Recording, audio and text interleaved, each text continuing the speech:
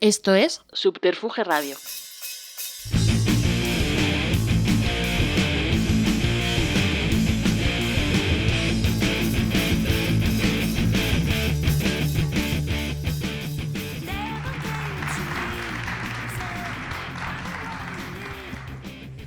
Bueno, buenas tardes.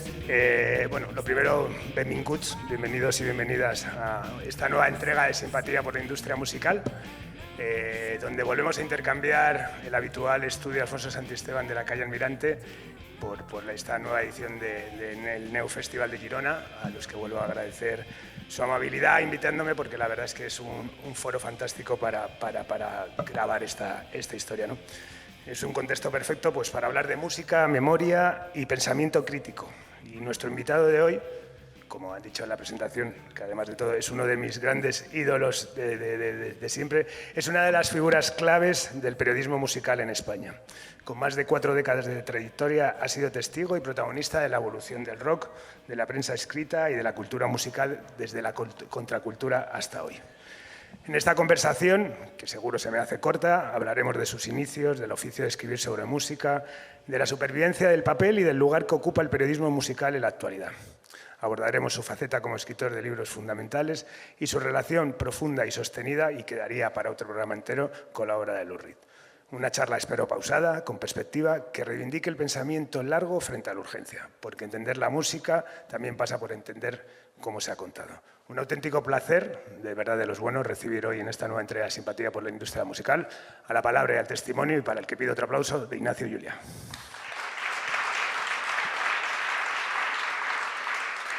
Buenas tardes, Girona. Bueno, Ignasi, para ir rápido, que sabemos que esto, ya sabes cómo tenemos que ir este tipo rápido. de programación van como van, y es muy... Bueno, antes me gustaría hacer una pequeña aclaración. Vale.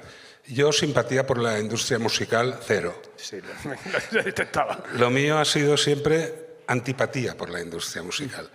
Pero bueno, tú lo sabes y ellos supongo que son conscientes de que el nombre de tu podcast está sacado de un sello independiente norteamericano de punk rock radical. Es decir, que lo de simpatía por la industria musical era irónico en todo caso. Totalmente, siempre además lo he explicado, ya sabes que bueno, también se juega por supuesto con ese sello maravilloso, y también por la ironía también de la canción de los Rolling, de la simpatía por el diablo, ¿no? Que al final tiene muchas lecturas. Yo creo que casi igual el 75% de la gente que he entrevistado me han dicho lo mismo, que también en el fondo sentían una antipatía.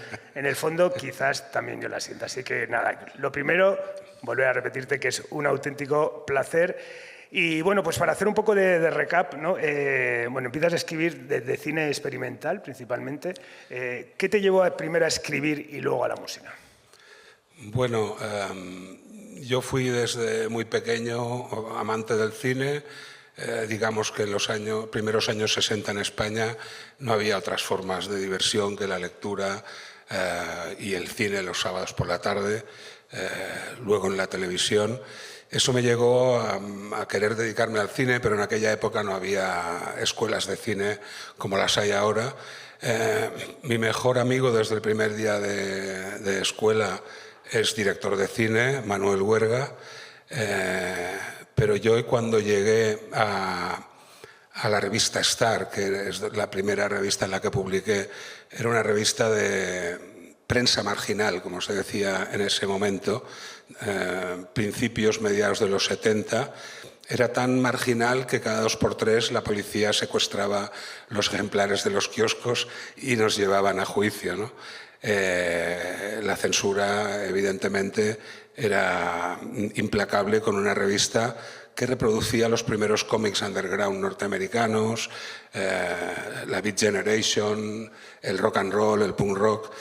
Yo llego a Star y publico en el verano del 77, en plena era del punk, publico una entrevista con Philippe Garrel, director de cine francés, que en esa época vivía con Nico, la de Velvet Underground Nico.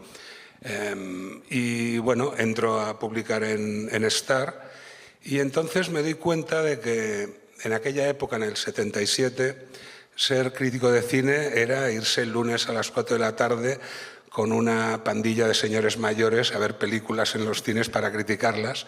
En cambio, si escribías sobre música, te mandaban discos, gratis.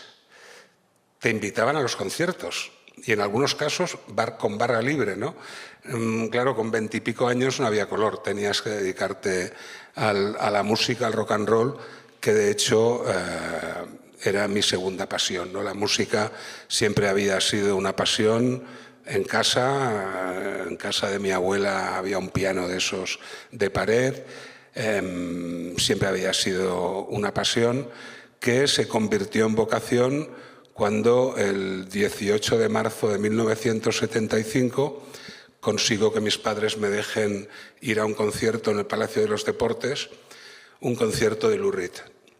Ese concierto acabó con los grises, la policía entrando por ambos lados del Palacio de Deportes a repartir castañas entre los hippies y los fumetas que estaban en platea, y yo desde arriba vislumbré lo que era el rock and roll, ¿no? Dije, esto es el rock and roll. Y es en ese momento cuando decides que el rock es tu territorio natural para ejercer. Bueno, vi que había una confrontación, que era una expresión artística que podía llevar a la violencia, aparte de a la contestación contra la autoridad y a la rebeldía y al individualismo. Y bueno, y desde entonces me entró esa obsesión por llegar a entrevistar algún día a Lou Reed. O sea, pues yo voy a escribir sobre música a ver si algún día consigo entrevistar a Lou Reed. Pero bueno, de eso ya hablaremos más adelante. Bueno, y pasas también por Vibraciones, revista mítica, y luego vives el nacimiento de Rock Especial. ¿Qué tenía aquel momento que hoy parece irrepetible? ¿Qué tenía el rock? No, ¿qué tenía de repente esa prensa marginal, ¿no? Que hablabas que hoy sería irrepetible? Bueno, ¿qué espíritu? Sí, yo empiezo en Star porque pues una serie de amigos que hacían cine underground en Super 8, había un festival en Barcelona de cine Super 8 al que venía Pedrito Almodóvar con sus películas, y después nos íbamos pues por Ciutat Bella a cenar en tabernas y tal con Pedro, cuando todavía trabajaba en Telefónica. Sus películas eran divertidísimas porque hacía películas de romanos mudas a las que él le ponía los diálogos en directo. Y yo hice mis películas también en Super 8, y ese grupo de cinéfilos underground escribían en Star, y esa fue mi entrada a Star. Pero bueno, se ve que destaqué en Star y enseguida Damián García Puig y Oriol Llopis de Vibraciones me ficharon para Vibraciones, que era una revista que yo había leído desde muy joven, ¿no? Digamos que la prensa musical en España hasta la llegada de Vibraciones había sido una prensa muy pobre periodísticamente, más de fotografías y de pequeños pies de foto que de profundizar en los temas. Estaba Popular 1, que era más antigua que Vibraciones, que era una revista que yo compraba y muy digna, pero muy fan, muy groupie. Y Vibraciones, que fundó Ángel Casas, el periodista Ángel Casas, que después hizo televisión. Era una revista que bebía de las grandes revistas de rock francesas, como Rock and Folk y Best. Y ya sabemos cómo son los franceses, ¿no? Tú leías Rock and Folk y Best y veías la misma exigencia intelectual de Cahiers du Cinéma. O sea, veías que hablaban de música rock como podías hablar de literatura, como podías hablar de cine, ¿no? Y en Vibraciones un poco se estilaba ese tipo de escuela periodística. Estuvimos en Vibraciones los años que duró, y después Damián García Puig, una persona a la que yo le tengo mucho afecto, ya no está entre nosotros, fue el fundador de Rock Especial. Rock Especial funcionó del 81 al 82-83 con una propuesta mucho más colorista, ya entraba la nueva ola, ya el punk había sido de alguna forma superado, pero cuando se estanca en ventas Rock Especial, Damián García Puig tiene la idea de hacer una revista que incluya una parte moderna, una parte heavy, una parte de rock and roll clásico, y eso es el nacimiento de Rock Deluxe.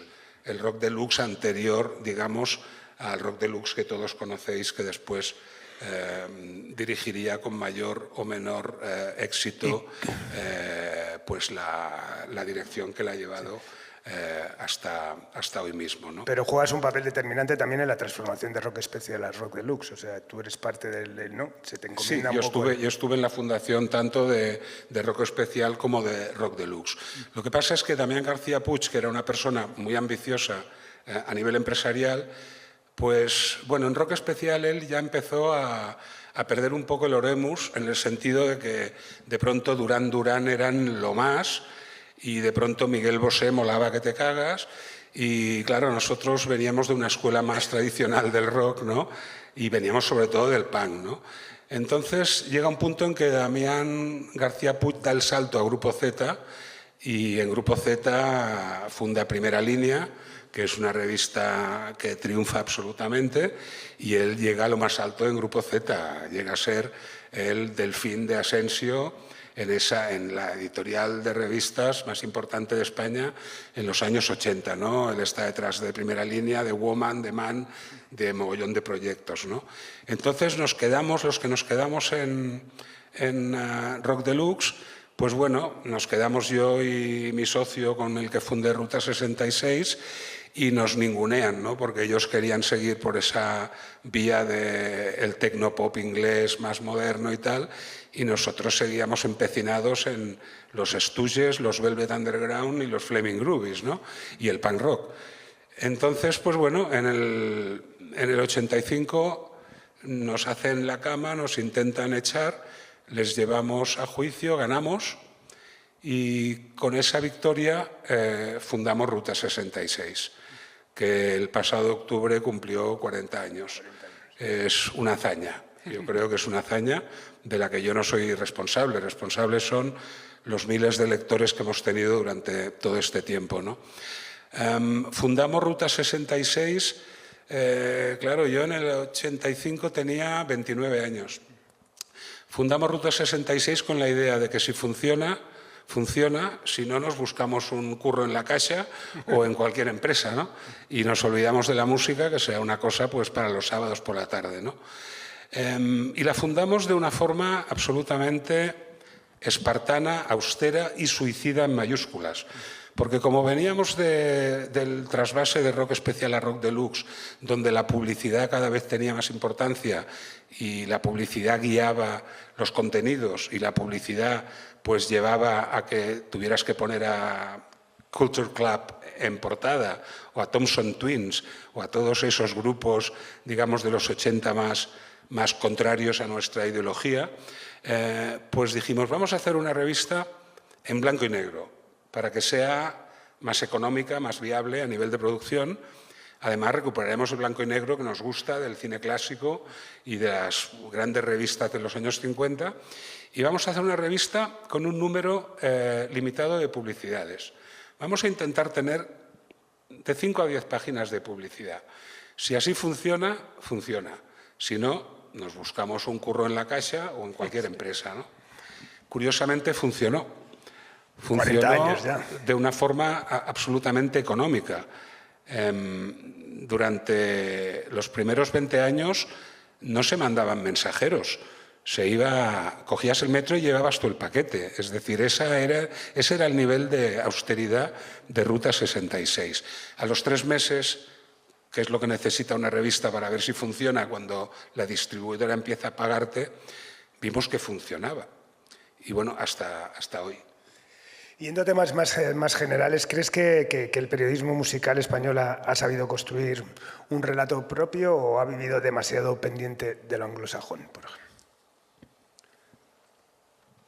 Sabiendo que eres claramente una figura, que eres un outsider en lo que entendemos por periodismo musical, pero bueno, no dejas de formar parte de un gremio, yo creo que como nosotros veníamos de esa escuela de vibraciones, que era una escuela francófona de revistas con artículos largos en profundidad, con textos bien redactados, con gente que eran escritores, que no eran gacetilleros, como se decía después, pues siempre tuvimos esa intención de que si un artículo merecía 10 páginas, se le daban 10 páginas, ¿no?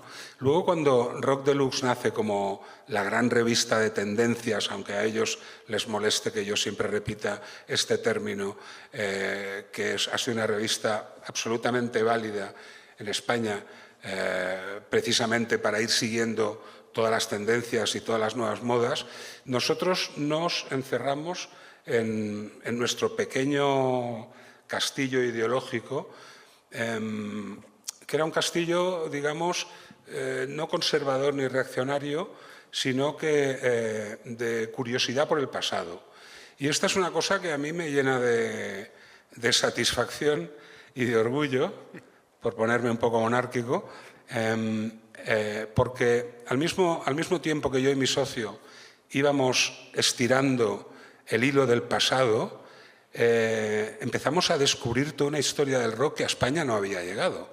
Es decir, sí, los Beatles actúan en la Plaza de Toros de Barcelona y en la Plaza de Toros de Madrid en el 65 y se pueden comprar los singles de los Kings y de los Rolling Stones y de los Beatles, y se puede comprar los discos de Led Zeppelin y de Deep Purple, digamos, ¿no? Y de los Bee Gees.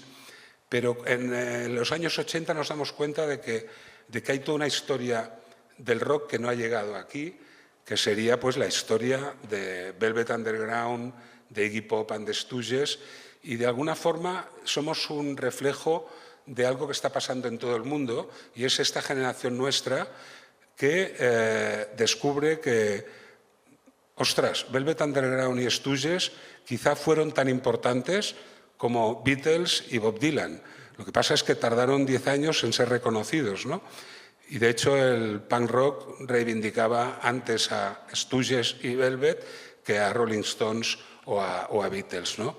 Entonces, reivindicando estos grupos empezamos a tirar para atrás. Descubrimos el garage rock americano, que era toda la música de los 60 en Estados Unidos que no había tenido éxito, que había tenido un single de éxito. Hablamos de Psychotic Reaction de Count Five, ¿no? Hablamos de toda esta serie de grupos que descubrió Lenny Keir en su antología Nuggets, ¿no? Y después seguimos tirando mucho más para atrás. Llegamos a John Lee Hooker, llegamos a Hank Williams, llegamos a los orígenes del rock, ¿no?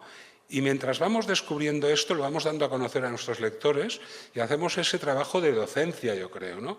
De que la gente, pues de pronto dice, pues el country no es este tipo Cyrus del Itchy Itchy Heart, sino que el country era Hank Williams, ¿no? Que para mí sigue siendo uno de los 5 mejores compositores de canciones del siglo XX, ¿no? Al mismo tiempo que nosotros estamos redescubriendo el pasado y dándolo a conocer, compartiéndolo, porque yo creo que mi trabajo ha sido de docencia más que de periodismo, ¿no? Mi pasión es emocionarme con las cosas y compartirlas, a veces hasta ponerme pesado, ¿no? Pelmazo. Al mismo tiempo, se da en Madrid y en Barcelona y en otras capitales del Estado una reacción a la música de los 80 española, que era la dichosa movida madrileña, dichosa en todos los sentidos del término. Pues en Madrid aparecen Los Enemigos, en Barcelona aparecen Los Negativos, en León aparecen Los Flechazos, y es una serie de grupos que de alguna forma están conectados con lo que hablamos en Ruta 66, y se produce esa sinergia maravillosa en la escena de Malasaña, donde pues Quique Turmix está en la cabina pinchando discos y tiene en la cabina pues recortado y pegado allí todas las fotos de un libro que hice yo sobre Velvet Underground en el 86, ¿no? Se produce esa sinergia absoluta entre la escena de los nuevos grupos emergentes de rock and roll que de alguna forma no quieren saber nada de la movida y de la nueva ola, y eso pues hace que se cree toda una escena en todo el Estado español, ¿no? También toda la historia de Ruta 66, que ahora hemos celebrado sus 40 años. Hoy he escrito un texto diciendo que iba a estar contigo, ¿no? Que es la revista de cabecera de muchas, ya de más de una generación, ¿no? Sobre todo muy determinante en los albores de cuando empiezas a conocer la música, y habéis cumplido perfectamente ese papel y es un motivo de orgullo y satisfacción que sigáis en ello. En paralelo también abordaste otros medios, ¿no? Como por ejemplo dijiste el Soterrani, hiciste también en radio. ¿Te has sentido cómodo, igual de cómodo en otros medios, o realmente es el periodismo escrito lo que realmente te ha llenado? A ver, cuando... Voy también, sobre todo, a hacer la apreciación de Ruta 66, siempre ha sido un espacio de relato largo, ¿no? De texto largo, concienzudo, de investigación, y creo que es algo que, si no me equivoco, se ha perdido, ¿no? Que es algo... Sí. A ver, yo sigo valorando la escritura como lo máximo. Es decir, cuando tú escribes eres tú con el texto y después es el texto con el lector, ¿no? Lo que pasa es que la sensación del escritor es la sensación, como dice mi contable, es la sensación de cuando él llama a Hacienda. No hay nadie al otro lado, ¿no? Yo, de hecho, si algún día publico mis memorias, el título será No hay nadie al otro lado. Pero sí que hay alguien al otro lado, ¿no? Porque la revista se compra y se lee, ¿no?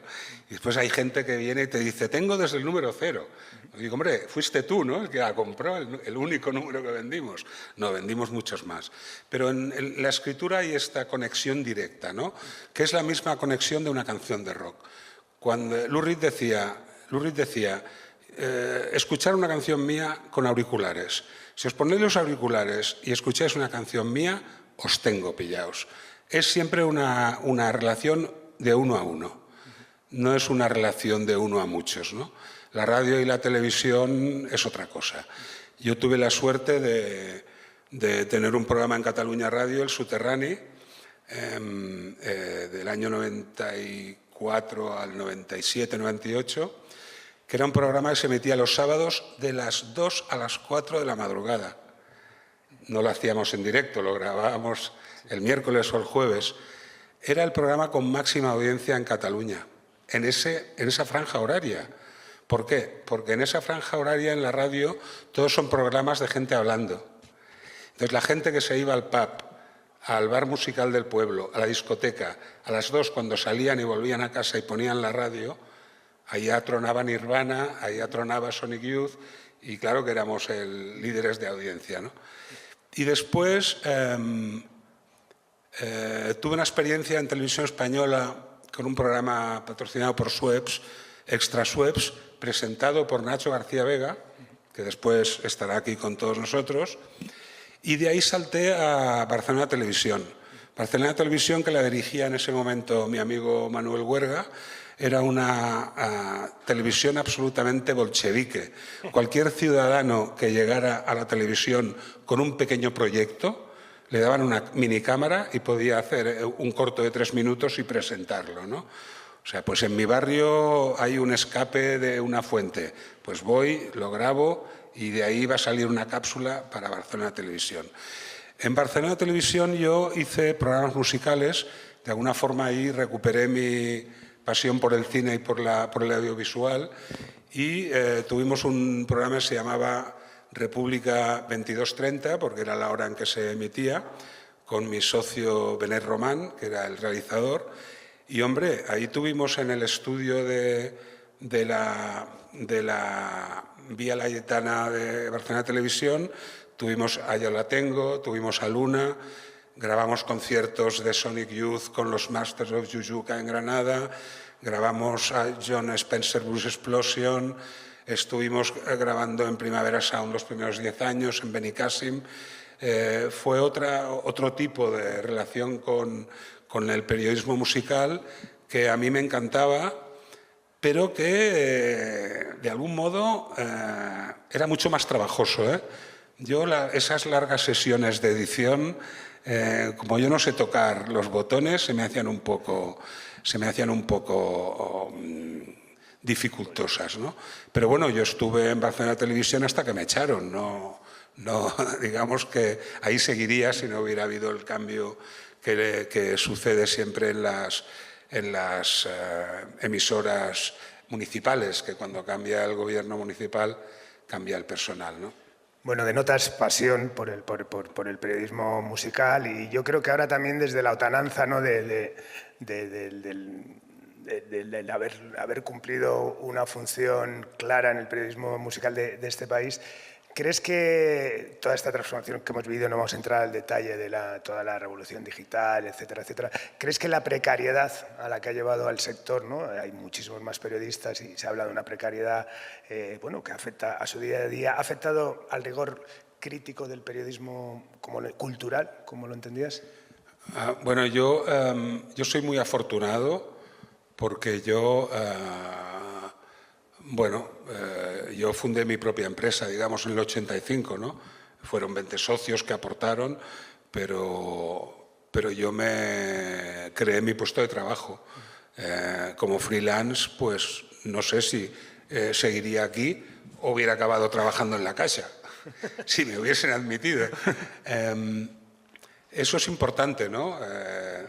Con todos los disgustos y satisfacciones que te depara ser tu propio empresario en una austeridad absoluta, ¿no?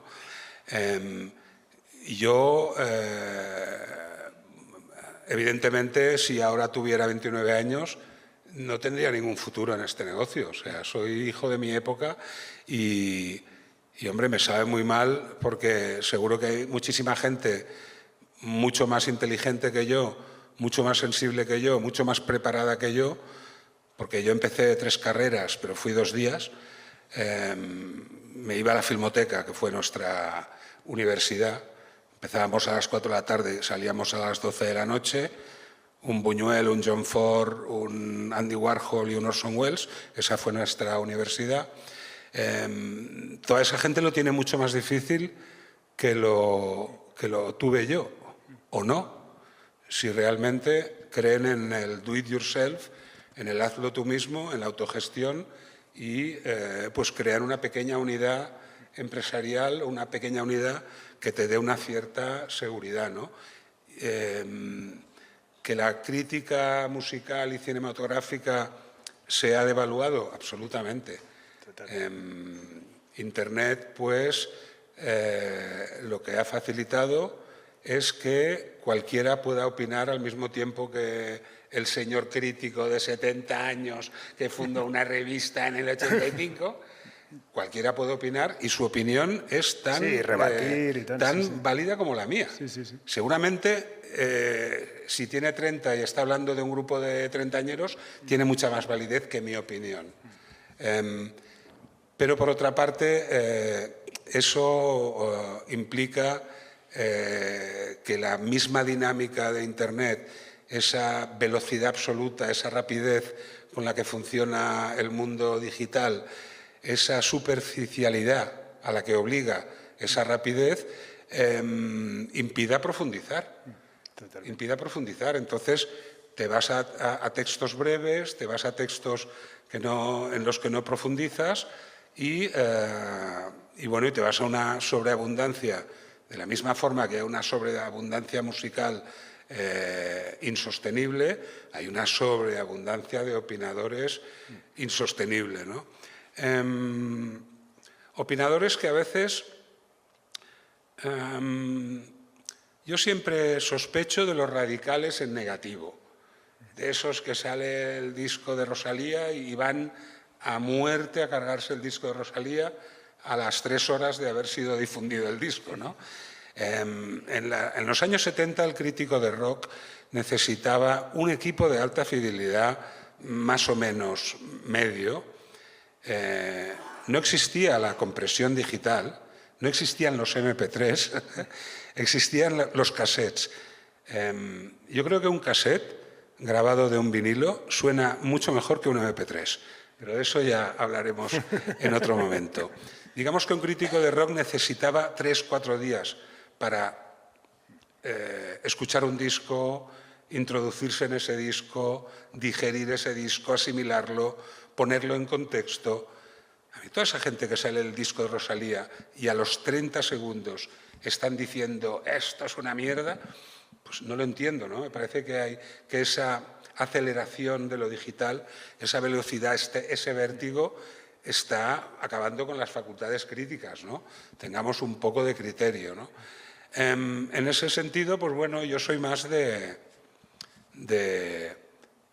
artículos de 8 o 10 páginas, de profundizar, y sobre todo creo, porque eso me lo dijo Benet Román, mi socio en Barcelona Televisión, ya en el 90, en los finales de los 90. Pues bueno, él fue el que no el que me introdujo en Nirvana ni en Sonic Youth, al revés, fui yo el que le introduje en Sonic Youth, pero él fue el que me introdujo en Los Planetas. Esa diferencia generacional de 15 años, yo siempre he estado mucho más cómodo trabajando con gente de 10 años menos que yo. Yo le decía siempre, bueno, es que esto no en mi época, y un día Benet me dijo, Ignacio, tu época es esta, es ahora, no es tu época.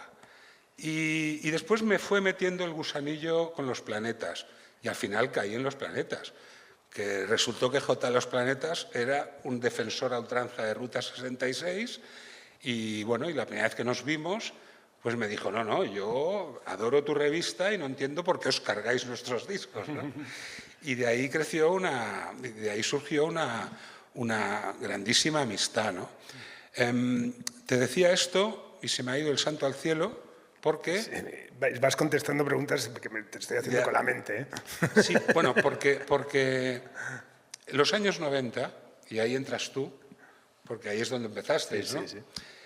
Los años 90 para mí fueron los años 60 que no había vivido, porque los Beatles se separan en el 70, yo tengo 14 años, eso es un cisma en mi clase de bachillerato, eso es un cisma como no podéis comprender. O sea, la muerte de Kurt Cobain queda pues como una menudencia comparado con la separación de los Beatles. Eso fue un cataclismo entre los jóvenes de 12 a 20 años, ¿no? Claro, yo los Beatles sí los fui siguiendo pues desde los 65, desde los 10 años, digamos, voy viendo los Beatles como cada disco cambia no solamente la música, sino la sociedad entera, se separan los Beatles. Entonces, en el 70, yo he vivido los años 60 poquito. Claro, yo con 12 años no voy a estar fumando porros. Digamos, como no tengo hermanos mayores, pero sí conocía hermanos mayores de amigos míos, esa generación que sí había fumado porros, se había ido a Ibiza, etcétera, ¿no? Entonces, para mí los 90 son los 60, porque los vivo ya con plenitud de facultades y me parece una explosión creativa tan grande como la de los años 60, ¿no? Y ahí entras tú con Subterfuge y, bueno, el rollo de la independencia y tal, ¿no? Tú lo recordarás, o sea, nos llegaban cajas de CDs así, pero de 300 CDs de un sello de la costa oeste punk de Estados Unidos. O sea, una abundancia, es cuando empiezan Benicàssim, cuando empieza el Primavera Sound, es cuando empieza toda esa escena musical de la que estamos, viendo actualmente. Y además aprovecho también que te tengo ahora aquí, que bueno, que también apuntalasteis mucho también a la gente que empezábamos. Yo mi primer anuncio que puse como Subterfuge en una revista fue en el Ruta 66 y me dejasteis pagarla con unos artículos. O sea, escribí un par de artículos tal, a Íñigo también, Munster, yo creo que ha demostrado siempre esa generosidad que tuvisteis con los que empezamos, bueno, pues a apostar por mantener esa herencia que nos habéis inculcado vosotros, ¿no? Sí, porque a ver, Ruta 66 siempre ha sido un labor of love, ¿no? Una misión divina, ¿no? O sea, esa ausencia de interés por ganar dinero, ¿no? Que yo ahora no entiendo. Pero bueno, en esa época es que nos importaba más la música que ganar dinero. O sea, y en ese sentido, pues, a ver, Ruta 66 es la revista con la primera portada de Sonic Youth. Creo que la primera portada de Nirvana. La primera portada yo la tengo. ¿Por qué? Pues porque yo en el 88 me voy a Nueva York de vacaciones y entrevisto a Sonic Youth. Y entrevisto a Sonic Youth un mes antes de que publiquen Daydream Nation. Y cuando yo salgo de la entrevista, Thurston Moore me da un cassette con Daydream Nation. Entonces yo llego al hotel y me pongo el cassette en el Walkman, me tiro en la cama con el Walkman y escucho Teenage Riot y escucho Daydream Nation por primera vez. O sea, soy igual de las 50 primeras personas en el mundo que escuchan Daydream Nation. Entonces, eso nos da un punto de ventaja que después perdemos por nuestra necedad en los negocios, ¿no? Y Rock Deluxe nos adelanta en muchas cosas y tal, pero eso nos da un punto de ventaja y eso es parte también de esa pasión, obsesión por la música. O sea, si hacemos una revista es para compartir lo que nosotros sentimos por cierta música, ¿no? Con un desdén absoluto pues, por lo comercial, por las modas, etcétera, ¿no? Y bueno, y eso se ha saldado con una fidelidad por parte de los lectores que llega hasta hoy, ¿no? Que llega hasta el día de hoy, ¿no? Ruta 66 sigue en el kiosco, mientras otras han sucumbido.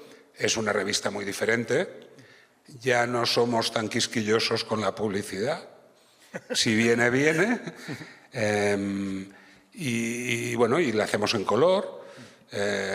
Digamos que hemos evolucionado con los tiempos, ¿no? Y yo, si alguien me acusa de haberme vendido, siempre digo que I'm not selling out, I'm cashing in. O sea, no me estoy vendiendo, estoy cobrando lo que se me debe de tantos años de esa misión, digamos, en favor de la música, ¿no? Y yo, si tuviera que reducir a una frase lo que ha significado mi profesión, con el tiempo he comprendido que lo que ha significado es saber emocionarme con la música, racionalizar esa emoción y conseguir transmitirla al lector. Si yo consigo que el lector comprenda la emoción que a mí me ha supuesto una canción, un disco, un concierto, y él va y busca esa emoción desde su perspectiva, me doy por satisfecho. Creo que ese es el mejor oficio del mundo. Totalmente. Bueno, vamos a tu faceta de escritor también, una docena de libros a día de hoy. ¿Qué te ofrece el libro que no te da el artículo periodístico? Bueno, el libro es ese artefacto mítico y legendario, ¿no? Lo de ten un hijo, planta un árbol, escribe un libro. Yo el árbol lo planté con 10 años. Mi padre me hizo plantar un árbol en el jardín. Tuve a mi primera hija con 24, o sea, eso estaba superado. Y bueno, la obsesión por escribir un libro, ¿no? Y mi primer libro, pues ahora no recuerdo cuál fue. Pero bueno, mi proyecto vital como autor sí fue Feedback, la leyenda de los Velvet Underground, que fue el primer episodio de una larga serie que concluyó hace poco y que surge a raíz de mi pasión por Lou Reed y los Velvet Underground, cuando en el año 85 mi amigo Manuel Huerga, que tiene un programa de televisión en Cataluña, en TV3, Arsenal, que es un programa absolutamente vanguardista para la época, me dice, hombre, ¿por qué no hacemos un programa sobre Velvet Underground, no? Podíamos traer a Lou Reed, podíamos traer a John Cale. Digo, hombre, rebaja tus expectativas, ¿no? Como dice Larry David. Pero podríamos traer a Sterling Morrison. Yo tenía el contacto con Sterling Morrison, el guitarrista, que era profesor en la Universidad de Texas en Austin de literatura inglesa, y trajimos a Sterling Morrison, que era un hombre que no había dado una entrevista en su vida, estuvo encantado de dar una entrevista, y a partir de esa entrevista, que yo hice para TV3, pero que después, durante la semana que estuvo en Cataluña, grabé como 10 horas de entrevista, surge ese libro.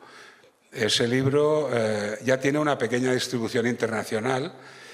Ese libro en el 2008 yo lo amplío con todas las entrevistas que he hecho con todos los miembros de Velvet Underground, con Lou Reed, John Cale, Nico, Sterling Morrison, Maureen Tucker, añadiendo a Gerard Malanga de la Factory de Warhol y otros. Lo autoedito en el 2008 en inglés y tiene distribución internacional. Y la última versión es Linger On, que me publica Thurston Moore de Sonic Youth en su sello Ecstatic Peace Library. y que es ya el compendio de todo mi trabajo sobre Velvet Underground. Está todas las entrevistas que había publicado en Feedback, más nuevas entrevistas con Lou Reed, con John Cale, y termina con una entrevista exclusiva con Todd Haynes, el director de cine que hizo ese maravilloso documental sobre Velvet Underground, ¿no? Aparte de esto, evidentemente, pues hice un libro sobre Ramones para Cátedra, hice un libro sobre Neil Young, hice un libro sobre Bruce Springsteen en los 90, un libro muy crítico con Bruce Springsteen, que los fans nunca me han perdonado. Seguí escribiendo libros porque lo necesitaba a nivel de ingresos económicos, y después he tenido la suerte, aunque no soy traductor profesional, de haber traducido pues, a Lester Bangs, el gran crítico norteamericano.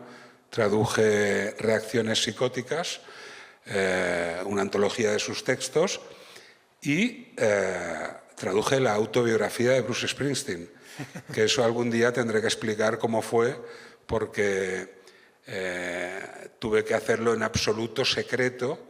Ni mi mujer podía saber que yo estaba traduciendo ese libro no existía, y es un libro que no estaba acabado. Es un libro que Bruce seguía enviando capítulos cada semana. O sea, de hecho, hubo un concierto en el Camp Nou en el 2016 en el que me invitaron al concierto como traductor y tal, y escribí la crónica para El País, pero esa tarde me llega de la editorial otro capítulo que ha añadido Bruce al libro, ¿no? Ya no escribo libros porque esa obsesión, esa vocación se ha apaciguado, ni traduzco libros porque no lo necesito, afortunadamente, pero ahí están, ¿no? Muchos descatalogados y agotados. Se han editado en Sudamérica, todavía en Sudamérica se encuentran, en Busca Libre. Y lo que digo a la gente que me pregunta por mis libros, están en las bibliotecas, el que quiera leerlos ahí los encontrará. Bueno, yo apelo a esa autobiografía que has hablado al principio, que sería sin duda jugosa.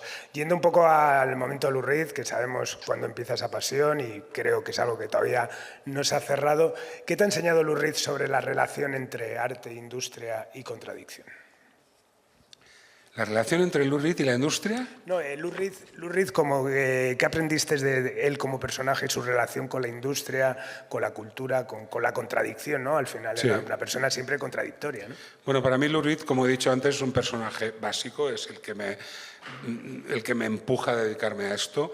Yo en el año 78, persiguiendo la entrevista con Lou Reed, cojo un tren con un amigo en la estación de Francia en Barcelona, esos trenes de los años 70 como de madera, de película antigua.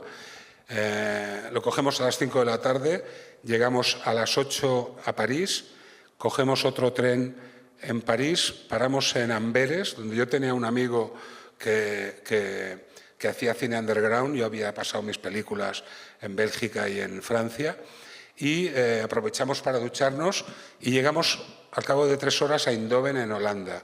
Y solo llegar al hotel nos cruzamos con Lou Reed. Y bueno, intentamos la entrevista, pero no nos concede la entrevista porque no se cree que vengamos en tren desde Barcelona y estemos tan frescos, porque nos habíamos duchado y cambiado de ropa en Amberes, ¿no? Ese concierto de la gira de Street Hustle es sensacional. Solo hubo 3 conciertos de esa gira en Europa. Nosotros vimos 2. Y bueno, no conseguí la entrevista. Yo creo que ese es un punto de inflexión en mi carrera, porque ahí dije, hombre, pues te vas a enterar, ¿no? O sea, no me has dado la entrevista y he venido hasta aquí, te vas a enterar, o sea, te voy a perseguir hasta el final de tus tiempos, ¿no? En el año 79 vino a Barcelona y ya a través de la discográfica fuimos a saludarlo al Hotel Ritz, donde estaba.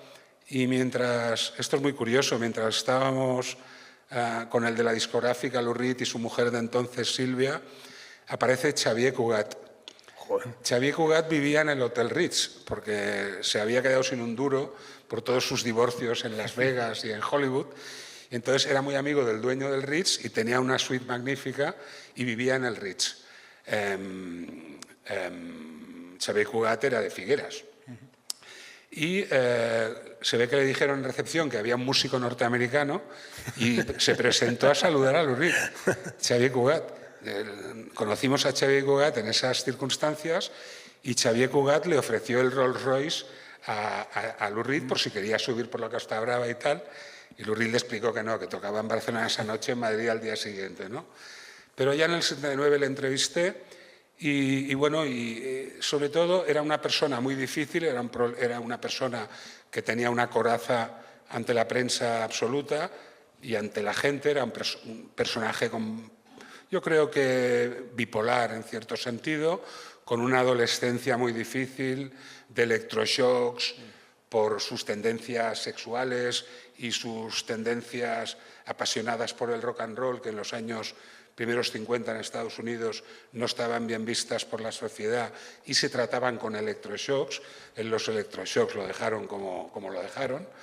Pero Lou Reed, con los años sí que fuimos estableciendo una relación y los últimos 10 años, siempre que venía a Barcelona, me escribía a su secretaria, nos veíamos y mantuvimos una relación para mí fantástica, ¿no? Le vimos por varias giras por Europa, etc. ¿Qué aprendí yo de él? El individualismo feroz como artista. No hagas caso a nadie, haz caso a tu instinto y tu intuición. Y eso es algo en lo que Andy Warhol tuvo mucha presencia. Él siempre decía, yo fui a la universidad de Andy Warhol, porque cuando graban The Velvet Underground and Nico, el famoso disco del plátano, Andy figura como productor. Andy, de productor de audio, no tenía ni idea. Pero Andy es el que estaba en el estudio mientras grababan y como era un personaje, pues los de la discográfica ya no se atrevían a decir según qué cosas a los músicos, ¿no? Baja el volumen, esto distorsiona. Estaba Andy Warhol, ya no se atrevían. Y después Andy Warhol le dijo una cosa muy importante. Le dijo, Lou, no quites ni una de las palabras malsonantes de tus canciones. No las higienices. Sobre todo, tú di lo que tengas que decir y si no les gusta, que te censuren, ¿no? Y esa es una lección de arte y una lección de vida, ¿no? Y entonces Lou, como artista, nunca se plegó a las exigencias ni del público ni de la crítica y, sobre todo, no se plegó a las exigencias de la industria, ¿no? Y esa es una lección que yo creo que he aprendido y que nos ha guiado en Ruta 66 también, ¿no? Esa tozudez, esa terquedad de seguir tu instinto, seguir tu intuición y si no lo ves claro, pues no lo ves claro. O sea, aprender a decir que no en este negocio es importantísimo. Y volviendo ya así a Ruta 66 y en base también con este pase que me das, hablabas antes también de esa importancia que le disteis siempre al ir hacia atrás, investigando tal y llegando casi a las raíces, ¿no? A Jolly Hooker, etcétera. ¿Crees que el rock ha sido bien contado en España o quedan todavía capítulos esenciales por escribir? No, yo creo que ahora la gente vamos, Ruta 66 hizo su labor, Rock Deluxe hizo su labor y después de los últimos 10-15 años ha habido un boom editorial de libros, de biografías. Increíble. Claro, lo que antes eran libros que hacíamos los críticos estatales por encargo, como hice yo muchos, de The Clash, de los Cramps, eran libros de encargo. Ahora ya no es posible hacer un libro como crítico español porque tienes una bibliografía de autores anglosajones o de los propios artistas que publican sus autobiografías inmensa. O sea, ahora nadie puede decir que el rock no ha estado bien contado en España, está absolutamente bien contado y después tenemos acceso por Internet a todo, ¿no? No solamente a toda la música que se ha grabado desde que se inventó el fonógrafo, sino a toda la bibliografía. En ese sentido, la información, el trabajo está hecho. O sea, yo tengo esa sensación de de trabajo terminado. Yo tengo esa sensación de que ya he hecho todo lo que tenía que hacer, ¿no? Y lo que me queda ahora es divertirme. ¿Pero te sigue emocionando escribir sobre rock? ¿Te sigue emocionando escribir sobre música? Me sigue emocionando a tope, me sigue emocionando a tope. Sí, sí, evidentemente. También tengo que decir que mis gustos han cambiado. O sea, yo con 24 años detestaba el folk, Bob Dylan y Leonard Cohen eran unos pelmazos, los Beatles eran un grupo comercial y el jazz era cosa de viejos. Yo ahora solo escucho jazz.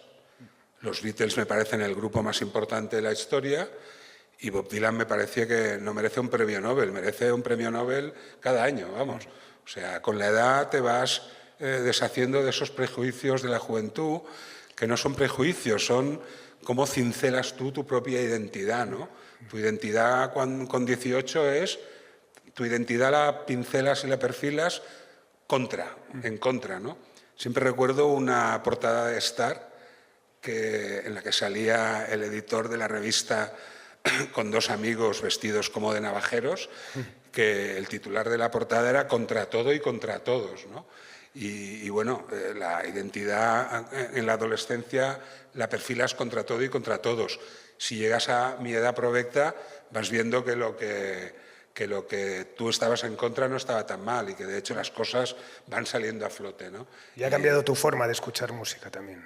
Yo me veo en forma absolutamente para seguir yendo a conciertos y seguir disfrutando de la música. Te digo una cosa, no me veo en forma para entrevistar a un grupo de veinteañeros. Eso, con treintañeros y gente de 40 igual todavía lo hago. Pero yo creo que no tiene ningún sentido que yo entreviste a gente muy joven, porque tiene más sentido que la entrevista a gente de su generación, ¿no? Que la va a entender mucho mejor, ¿no? Tuve, por ejemplo, la exclusiva de entrevistar al cantante de Arctic Monkeys en Londres hace 3 años. Y bueno, hice una gran entrevista, pero me sentí un poco fuera de lugar porque quizá en esa entrevista exclusiva tenía que haber estado alguien de su generación que hubiera descubierto Arctic Monkeys en su momento y que los hubiera disfrutado, ¿no? Pero bueno. ¿Hay algo que no volverías a hacer como periodista musical? ¿Algo confesable? Algo que no debería hacer. Que no volverías a hacer. Que no volvería a hacer. Muchísimas cosas. Claro, el problema del escritor es que un texto nunca está acabado. Un texto siempre es un trabajo en progreso. Y eso se ha acrecentado con Internet, porque tú cuando envías la revista un libro a imprenta, ahí se ha acabado. No hay posibilidad de rectificación. En un post, tú al día siguiente puedes corregir un error ortográfico, puede alguien comentarte, oye, te has equivocado, ese disco no es de tal fecha, y lo corriges y lo agradeces. Porque, a ver, aquí sabios somos todos y tontos somos todos, yo el primero, ¿no? Pero como me dijo una vez mi amigo Andrés Calamaro, cuando él no acaba un disco, a él se lo quitan de las manos. Y eso es cierto, yo creo, en cualquier disciplina artística, ¿no? Nunca está acabado. Yo pues reescribiría muchas cosas, me arrepiento de muchas cosas que he dicho y que he hecho, pero yo creo que eso es ley de vida y es la naturaleza humana, ¿no? Aprende a vivir con ello, tío. O sea, sí, pero bueno, aprende igual a sacar has sido beneficio de tus errores. Totalmente, ¿no? Un privilegiado, ¿no? Pues que has podido mantener un pensamiento crítico sin quedarte fuera del sistema, ¿no? Que es complicado también, ¿no? Claro. Yo no soy el mismo que el chaval que pensaba que Leonard Cohen era un peñazo y que los Beatles eran música comercial. No soy el mismo, he cambiado. El cuerpo humano cambia totalmente de células cada 7 años. O sea, yo no soy yo. No soy yo de hace 10 años, digamos, ¿no? Queda ese bagaje y después queda una cosa, en la prensa escrita queda una cosa muy curiosa, y es que ahí está todo escrito, ¿eh? Te lo pueden tirar en cara. Totalmente, claro. En las hemerotecas para siempre, para claro. Sí, sí. Y yo con eso me he encontrado mucho con músicos y con lectores que me han dicho, ¿tú escribiste tal artículo? No, yo no escribí ese artículo, yo no escribí esa crítica. y al día siguiente llega un fax con la reproducción de ese artículo.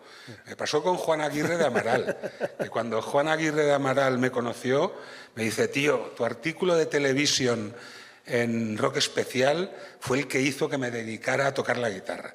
Y dije, pues va a ser que no, porque yo no escribí ningún artículo de televisión en Rock Especial, escribí uno en Ruta 66. Pues al día siguiente Juan Aguirre me mandó el fax con el artículo, ¿no? O sea que donde digo Diego, ¿no? Queda ahí, queda toda tu historia en las bibliotecas, están ahí los libros y las revistas, o sea, y no hay forma de cambiar el pasado, ¿no? Sí que podemos mejorar el futuro y en eso estamos. Totalmente. Bueno, para ir cerrando, que como decía al principio, era para estar aquí casi días, pero bueno, hemos intentado condensar de alguna manera esta carrera que hemos tenido la suerte y el privilegio de convivir con ella, que es la carrera de Ignacio y Julia. ¿Qué significa el rock para ti como cultura a día de hoy en tu vida? Bueno, esto es muy interesante y tenía que haberlo dicho al principio, porque eso venía ligado con mi antipatía por la industria musical. Para mí el rock sobre todo ha sido una actitud ante la vida, una forma de vivir la vida, con un cuestionamiento constante de la autoridad, del Estado, de la sociedad, que con los años se va paliando, ¿eh? Ya no voy por ahí tocando los timbres, digamos. Esa actitud ante la vida, yo creo que eso define el rock, ¿no?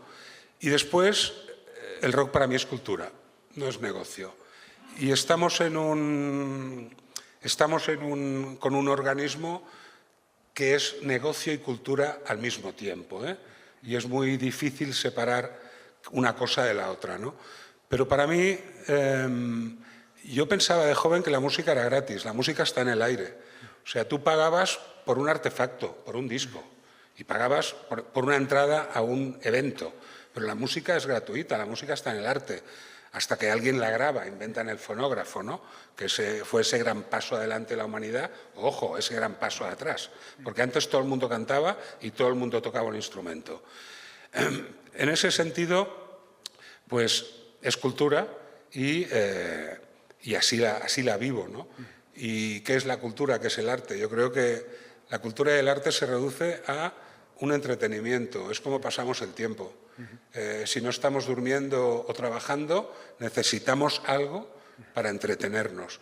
Y si podemos entretenernos con algo que nos refleje como seres humanos y que nos comunique con otros seres humanos y que nos enseñe lo que otros seres humanos han hecho antes, pues es una forma fantástica de entretenerse, ¿no? Yo creo que mejor que ver un partido de fútbol o que jugar a los marcianos en el móvil, ¿no? La cultura es eso, es entretenimiento con un plus de crecimiento personal a nivel de emoción, de sensibilidad, de cómo saber articular tu emoción y tu relación con el mundo, sobre todo. Pues lo dicho, muchísimas gracias. Nos avisan de que el tiempo se acaba. Un auténtico placer. Aprovecho la ocasión, primero, que es un auténtico lujo contar con tu testimonio en esta especie de enciclopedia que estoy haciendo, que me hubiese gustado tenerlo mucho antes, pero bueno, yo creo que es bueno porque todavía inculcas más sabiduría. Agradecerte a ti, agradecer a Ruta 66. Mando un abrazo enorme también a Jorge Ortega y a Alfred Crespo por ello. Y lo dicho, gracias. Pues muchas gracias, Carlos, y me tiro atrás en lo de la simpatía. Sí siento una gran simpatía por los grandes creadores de la industria discográfica, como Sam Phillips, que descubrió a Elvis Presley, o como Carlos Galán, que fundó un sello independiente y sigue ahí, en la independencia. Muchas gracias. Gracias.